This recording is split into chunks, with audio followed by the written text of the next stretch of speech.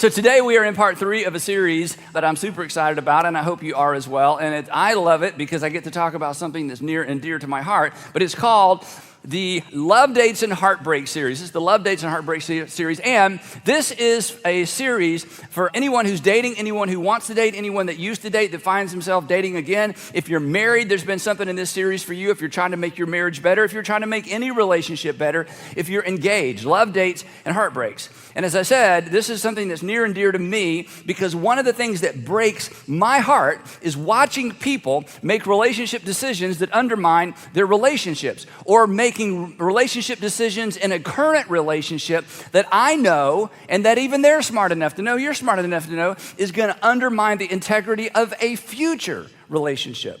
And we said in week 1 that much of the confusion when it comes to loves and dates and, the whole dating thing that's so different than it used to be are 2 myths, and that there are basically 2 myths that fuel pretty much all of our thinking when it comes to relationships. And once we surface these myths, once we talk about them, they're clearly myths. And so the first myth was the right person myth. We said the right person myth is that once you meet the right person, everything's going to be all right, including you. You're just going to magically change and become an incredible person once you meet the right person. And all of your problems, all of your habits, all of your insecurity is just going to go away. The problem is you just haven't met the right person. We said that's a myth. And the truth is we grow up, isn't this true? We grow up fantasizing about meeting the right person.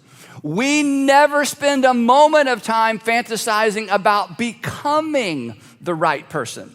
But who you become often determines who you meet and also determines the success of the relationship. So I ask you this question. I'll ask you the question throughout the series. Are you the person that the person you're looking for is looking for? If you're married, are you the person you married was hoping for? How much time and attention are you giving to becoming that person? Then we explored the promise myth.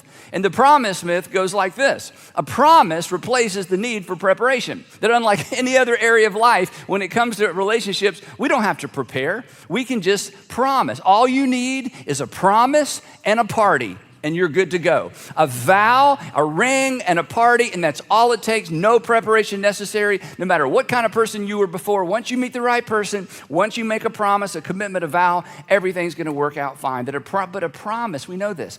A promise is no substitute for preparation. We know this in every arena of life. Saying I do makes you accountable. It doesn't necessarily make you capable. And I'm going to let you fill in the blank. When you are accountable but not capable, eventually you'll be miserable. Yes, everybody in the front 3 rows got that. Yes, when you find yourself accountable for something you're not capable of doing, ultimately you are miserable. This is why some of you dropped out of some classes when you were in college. You were accountable, you weren't capable. You said, I think I'm going to major in something else, right? You were miserable. And I don't want you to have that same experience in relationships. So you have to prepare in order to commit. And this is why we said, this is why following Jesus won't just make your life better. Following Jesus will ultimately make you better at life.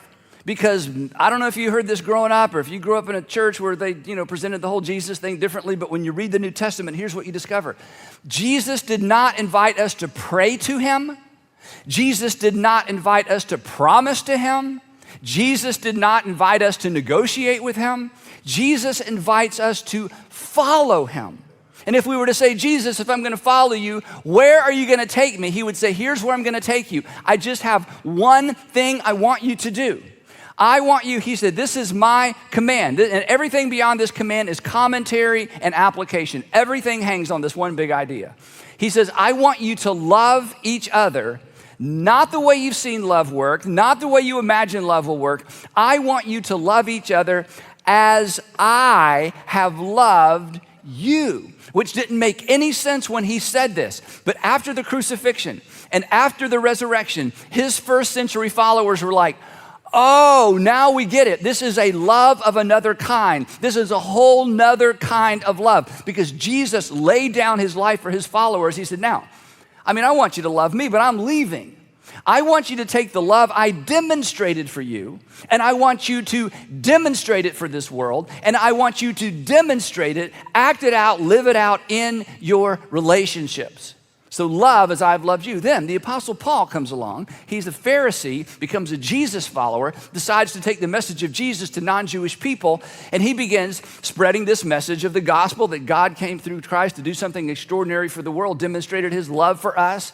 And then he teases out this one command. What does it look like to love as God through Christ loved us? And so in all of his letters, Romans or 2 Corinthians, Ephesians, Philippians, Colossians, all of those letters, you'll find throughout Paul's letters, he comes back to this simple theme. And he ties all of his here's how a Christian should live to the idea of here's what God did for us through Christ. And he teases out or defines what it looks like to love other people and to love each other the way God through Christ loved us. So he actually defines this for us. He's not giving us a to-do list. He's giving us applications of what it means to love as God and Christ loved each of us. So we began last week looking at that, and I called it the fine print. This is the fine print. You know, it's the fine print. But this isn't the gotcha fine print. This is the fine print, as I said, that will make you fine. This is what we have to practice. This is what we have to do. This is actually how you prepare for a future relationship. Now, real quick, if you are a teenager, middle school or high schooler, or it's in that season of life, I just want to say something to you. This is so important. You have a unique opportunity that us adults don't have, and I don't want you to miss it. You have an opportunity to practice at home these things we're talking about so that you will be good at them later. And the reason I'm kind of focusing on you a little bit is because we don't think in these terms. We think in terms of, well, in the future, when I'm in love, when I'm out of the home, when I'm doing whatever I want to, I'm just going to kind of figure this out. But I'm telling you, at home is the place to learn to love. The problem is this. When I worked with students for many, many years, and I heard it 1,000 times when I would talk to students about this, but it's just my mom. It's just my mom. It's just my mom. Here's the problem. It's just my mom oftentimes becomes, it's just my wife, it's just my wife, it's just my wife. And so we find less honor in the home than outside of the home. Why? Because we didn't practice, and because our good behavior is always a means to an end, our end. It's why you're on your best behavior at work. It's why you're on your best behavior when you're interviewing for a job. It was why you were on your best behavior when you were hunting and searching for a partner. And then once you found a partner, well, it's just my husband. It's just my wife. And your Savior says, wait, no, that's not how this works. That's how everybody else does it. I didn't ask you to love. I ask you to love as I've loved you, which means the more intimate the relationship, the more important the relationship, the more heightened the standard of love. There's no such thing as it's just my mom, or it's just my husband, or it's just my wife, or it's just my dad, or it's just my little brother. Jesus says, no. I'm inviting you to follow me. I want you to practice this in all of your relationships. And students, I'm telling you, if you can begin practicing this at home, you are going to be way, way, way ahead of the game. And I've told you this before, but I'll tell you again, not so that you model this, but tell you how serious I was. In our home, I have 2 sons and a daughter. Daughter's the youngest. In our home, I taught our boys early on, you do not sit down to eat dinner until your mom is seated.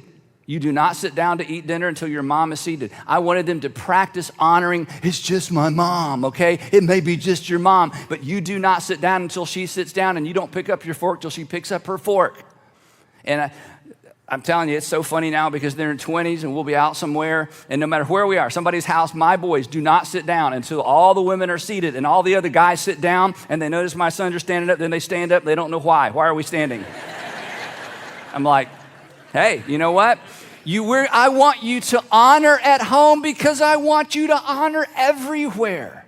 And so for those of us who are parents with kids in our home, I mean, this is the opportunity of a lifetime. For those of you kids who are still living at home, telling you, this is the time to get this right. Because this is how you develop the habit of love, because love is a decision. It is always a decision. So the Apostle Paul comes along and he unpacks this for us. He unpacks Jesus' new command. He says, this is what love looks like. So I'm going to review last week really quick, then we're going to jump into the new part of the fine print. You remember the first one? He says, love is patient. Love's not pushy. Just like God accommodated to your capacity and to your pace, you are to accommodate to the capacity and the pace of those around you. Love is kind. Love is basically loaning another person your strength instead of reminding them of their weakness. Again, just like God did for you. Love does not envy. He says it does not envy. It does not boast. It's not proud. Love allows the other person to shine. Love doesn't have to step in the spotlight all the time. Love is able to push the other person in the spotlight and stay out of the spotlight. Love allows the other person to get the credit and the attention even when they don't deserve the credit and the attention.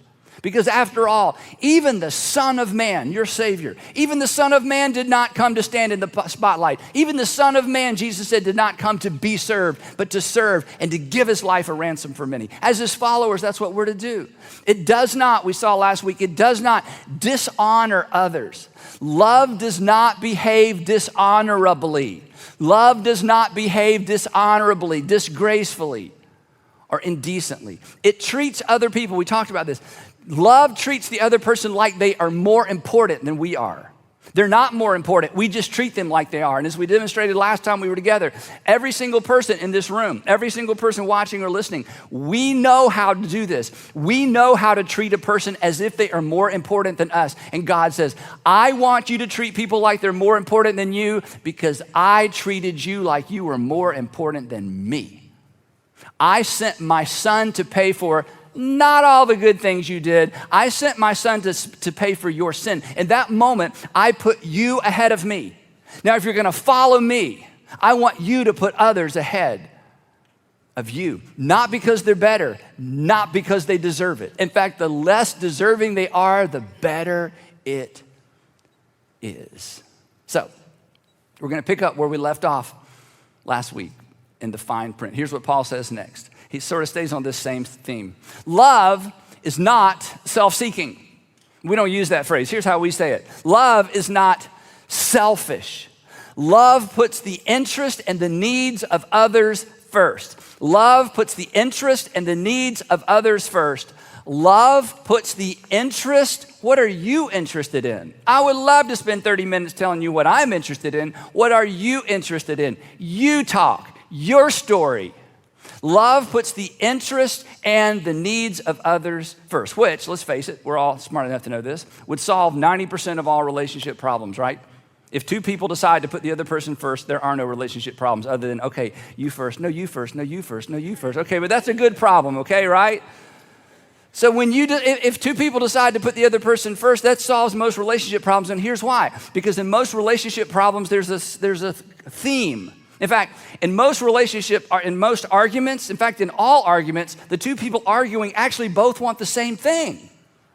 They want their way. That's what they want, right? The person you have the most arguments with, you have something in common. You both want your way. This is why I've told you in the past, and I wasn't kidding. In the middle of an argument, especially if you're dating someone or you're engaged or you're married, you should stop in the middle and say, hey, you know what the problem is here? You've heard me say this. You know what the problem is here? I'm not getting what I want. I mean, that shuts down the whole argument.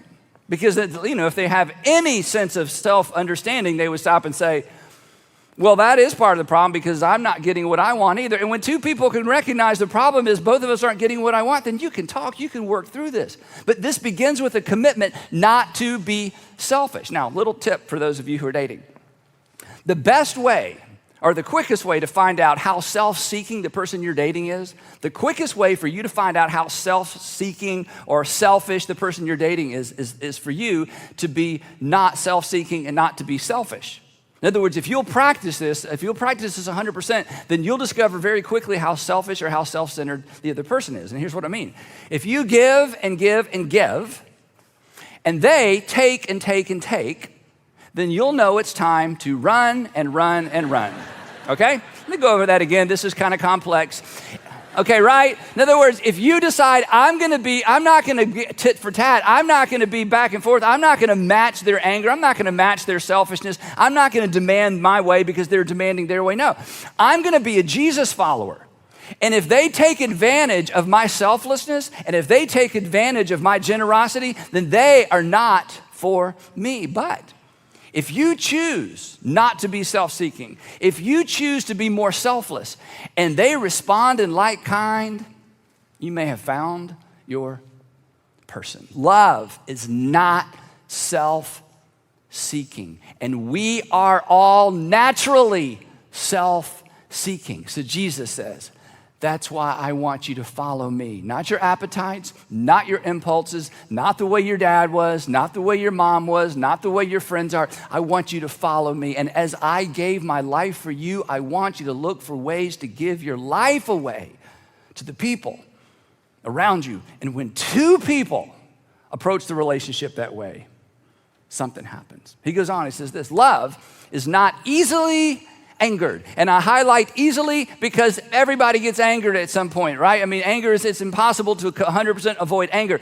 But he says, look, if you're gonna love like God through Christ loves you, you're not gonna be easily angered. And the little Greek word angered actually was a cooking term. It means to be stirred up. Stirred up. In fact, you probably don't use this language, but in the past, people would say things like this. I was so stirred up, I wanted to scream.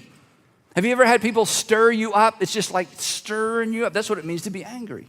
And the Apostle Paul says, okay, when you decide to love like God through Christ loves you, you will not be easily stirred up. You will not be easily angered because love doesn't get wound up or ticked off easily. Love can listen. Love, this is my favorite word. This was my word as a parent when my kids were going through middle school and high school that I had to learn, that love absorbs.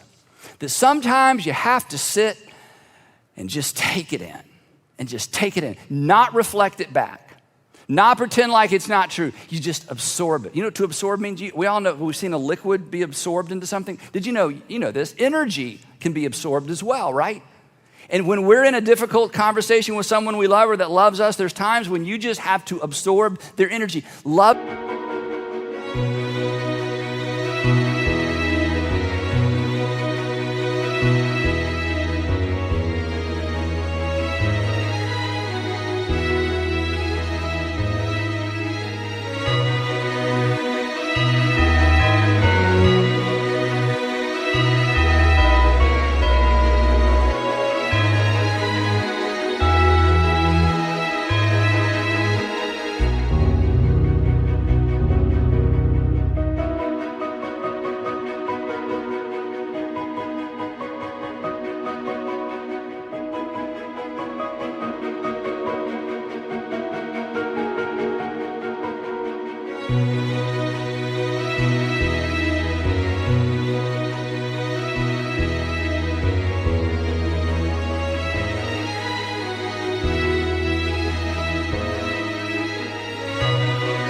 Doesn't react. Love responds. And I'll tell you why. Because love puts the other person's, this is key, love puts the other person's story ahead of their own story. Because isn't it true when someone's angry or when somebody is saying things that are beginning to make you angry, isn't it true that the conflict is around story? This is my story. This is the way I see it. This is what I experience. This is how I experience. This is what I saw. This is what I heard. It's all about story. So in those moments, love realizes, you know what? We have different stories. We have different stories around the same event. So I am going to listen to your story. I'm going to put your story, your version of the events ahead of my own because love remembers that everybody's behavior makes perfect sense to them. Everybody's behavior makes perfect sense to them. And when their behavior doesn't make sense to you, it's because you don't know something. So love absorbs, and love listens, and love prioritizes the other person's story. Because after all, she may push your buttons, but those are your buttons. He may tick you off, but those are your ticks. That doesn't really work as well. But anyway, you can see what I'm saying. Okay. In other words, here's the thing. So here's the question I guess to ask. Are you easily angered? Are you easily angered? Do you realize that's a you issue? That's a love issue? Are you easily angered? It's time that you begin to practice absorbing and understanding and listening. And I know what you're thinking. Okay, this is what people think at certain seasons of their life. But Andy, okay, look, The right person won't make me angry. Okay, I just haven't, the reason I'm so angry, she's not right for me. He's not right for me. I need to find somebody who won't make me angry, because when I find the right person, there's the myth. When I find the right person, I'm not gonna have to practice, not being easily angered. When I find the right person, they're not even gonna make me angry. And you know what? That's true. They won't make you angry. But did you know no one has ever made you angry? They've just brought the anger out of you. And to follow Jesus is to learn to deal with what's in you before it comes out of you. And to learn to absorb rather than reflect and deflect and respond in like kind. And you know what? For some of us, this is not an issue. For others of us, this is a big issue. But at the end of the day, it's a you issue. He goes on. How did he know this, right? It's like, when was this written? Yesterday? No, 2,000 years ago. You should read the Bible occasionally. It's great. Anyway, he goes on. He says this. He says, love keeps no record of wrongs. In other words, love doesn't have the file drawer. Hold on just a second. October 3rd at 3:30, you did the same thing. We've already talked about this, put it back in the file, but now I have something else to put in the file, right? Love doesn't do that. This is kind of funny thing, right? Have you noticed this? That relational record keepers, they rarely keep track of their own records. Have you noticed that? They got all kind of files on you, but they can't remember anything they've done wrong. In fact, the more memory they have about your past faults and failures, the less memory they have of their own. In fact, you have thought this. In fact, you made the mistake of saying it one time, well, I guess you're never wrong. They're like, hold on a second. Yeah, you always say that. I have 8 times that you have said that you're always wrong, and now I have a 9th, right? It's like you just can't win, okay? Let's talk about you for a second. To be honest, you don't have to answer this out loud. Do you enjoy catching your fiance? Do you enjoy catching your girlfriend? Do you enjoy catching your spouse messing up? Is there something that's in you? It's like, okay, I'm going to bring it up gently, but I'm going to bring it up. Is there any sense of aha in you? Do you enjoy catching them messing up? That's messed up. Stop it. Here's why I say stop it. Not because the Bible says so, not because I think I'm the boss of you. Stop it, because that's not what God does for you. And this whole new way of living, this whole new way of loving is taking our cue from our Heavenly Father who sent His Son into this world to deal once and for all with our sin. And He's got a file cabinet on you a mile long. He never opens it. And He hasn't forgotten. He just doesn't bring it up. He says, now, I want you to go do that for other people. Well, that's difficult. Of course it's difficult. All of this is difficult. None of this is natural. It's just better. None of this is easy. It's just better. That's why following Jesus will make your life better. It'll make you better at life. He says, don't come and try to be exactly like me. I just want you to follow me. And over time, you'll fall into the rhythm of a brand new way of thinking about life and love. In particular, forgiving and then pretending to forget is always your best bet. Forgiving and then pretending to forget is always your best bet. Because remember this is important. You can be, if you're a parent, if you're in any relationship, you can be exactly right and end up exactly alone. You can be in other words, you can be right about what you say 100% of the time, and no one will want to live with you. And it won't be because you're wrong. It's because you were always right, and you were right too often, and you just couldn't shut that stupid cabinet and leave it shut. You kept bringing up the past, and you were 100% right. I mean, your details, your notes, your dates, your memory, it was perfect. And nobody wants to be around you. And your Heavenly Father says there's a better way.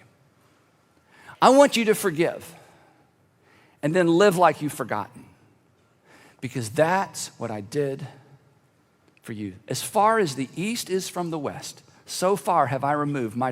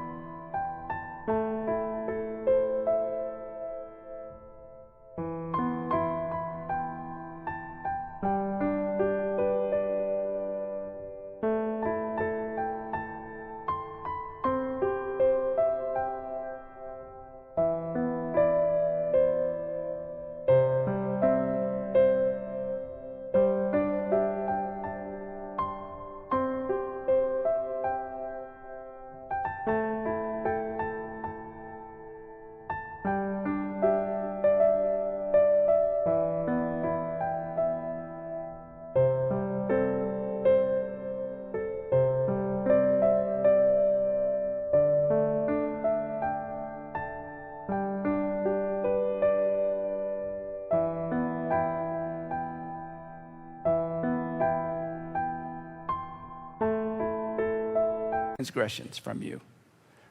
As far as the east is from the west, so far has he removed your transgressions from you and from his memory. Besides, come on, let's be honest, and I'll move on. Besides, it's a power play. Come on. The moment you reach for that handle, it's a power play. Why? Because when someone holds the past over your head, who is in the elevated position? The moment somebody begins to remind you of your past, who is in the elevated position? Love does not power up. Love always steps down. Paul said it this way. Jesus made himself nothing by taking the very nature of a servant. And he says, now, follow me. Follow me into your marriage. Follow me into that relationship. Follow me as a parent. Follow me as a boss. Follow me as an employee. Take this kingdom values, take this kingdom mindset, take this upside down way of approaching life into every relationship you're in. Then Paul wraps it up. He kind of wraps it up with this big, giant sort of life-changing, or I should say game-changing idea. Here's what he says. He says, here's the finale. Here's, like the fireworks display when they all go off at one time and everybody's like, okay, here it is. Here's the finale. Love, he says, does not delight in evil, but rejoices with the truth. It always protects. And then he's going to give us a list. He says it always protects. I love this. Always protects means it keeps bad things out. Love always looks for a way to keep bad things out of a relationship, which means, and I know this is harsh, if you are smuggling bad things into a relationship, if you have smuggled bad things into a marriage, if you are smuggling debt into a marriage and they don't know about it, if you are smuggling a habit into a relationship, if you are smuggling a habit into your marriage, if you're bringing something in that has the potential to undermine the marriage, you are not protecting that relationship. If you're smuggling something bad in, you are not a good person because you're not doing what's good for the other person. And you don't want to be that person. He says, protect that relationship. Don't look for ways to smuggle things in. And then the fireworks go off. Love does not delight in evil, but rejoices with the truth. It always protects, it always trusts, it always hopes, and it always perseveres. Love, it's always a choice, right? Love chooses to see the best. Love chooses to hope the best. Love chooses to believe the best.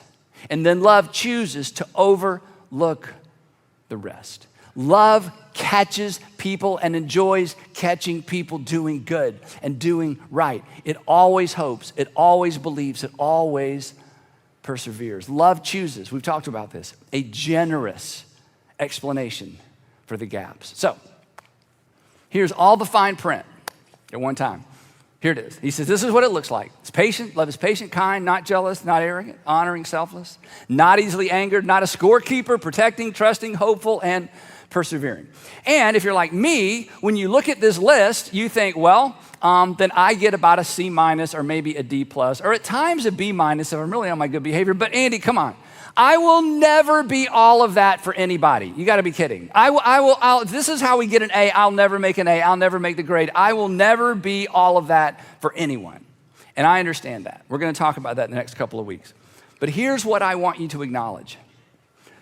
Isn't this what you're looking for? If you're married, isn't this what you were hoping for? I'm going to give you a chance to evaluate real quick. I'm going to read the list again, and I want you to mark off the list the things that you aren't looking for and aren't hoping for in the person you married, okay? These are I just want you to make a mental list of the ones that aren't important, and then this afternoon over lunch or tonight over dinner, just say, okay, there were 5 things on there I don't expect of you. Patience, yeah. Kindness, that's important. Not jealous, yeah. Not arrogant. Yeah, I'm for that. Honoring, oh yeah, definitely. Selfless, of course. Not easily angered, for sure. Not a scorekeeper, yeah, I don't want a scorekeeper. Protecting, yeah, I want her to protect this relationship. Trusting, yeah, I want him to trust me. Hopeful, yeah, I don't want him to despair and hang in there with me. Yeah, I'll take all those, but I don't know if I can be all those. That's the beauty of following Jesus, because he says, follow me. And if you ever wonder where we're going, here's where we're going. If you ever wonder what it looks like, Read the Gospel of John or the Gospel of Luke or the Gospel of Mark or the Gospel of Matthew. And if you ever wonder if you'll get there, remember this. I want to complete in you what I have begun in you. See, my hunch is the person you're looking for wouldn't strike anything off this list, just like you wouldn't take anything off the list, right? So, now that you know what you're looking for, now that we know what we're hoping for, perhaps we should get busy preparing for the relationship that we're in or preparing for the relationship we hope to be in someday, right? Or if you're married, we hope this is the list that will make you the person that the person who married you was ultimately hoping for, right? So Paul concludes this with, it's like he changes the subject, but his conclusion is so powerful. So he finishes the fine print. Here's what it looks like. And I think he feels like that was kind of didactic. That was kind of like chalkboard teacher. So he decides to pull out and make it personal and emotional. And these next few words are maybe words you've heard before, but maybe you didn't know they were attached to this list of the fine print of what it looks like to love. So here's how the Apostle Paul kind of tunes back into us emotionally, and he gets kind of personal, and he says this to us. He says, look, I know that was a lot. I know that seems unrealistic. I know it seems like you'll never get there. But here's what I want you to consider.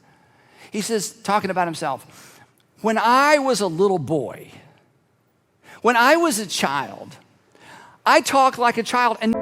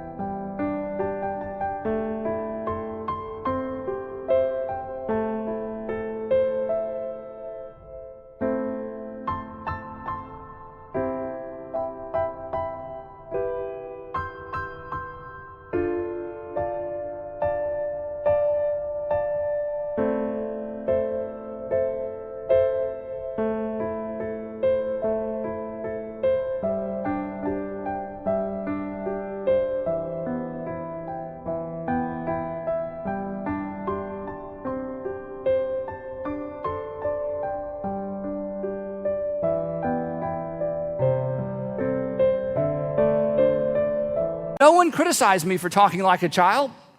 I was a child. And when I was a little boy, I thought like a little boy, and nobody criticized me for thinking like a little boy because after all, I was a little boy. And when I was a little boy, when I was a child, I reasoned like a child, and no one criticized me for reasoning like a child. I mean, I was a child. And then he stares us down a little bit, and he says, come on, talking about himself, because he's trying to invite us in. He says, but when I became an adult, I put the ways of childhood behind me. This is his gentle way of saying, he's so good. This is his gentle way of saying, folks, let's grow up. Let's grow up.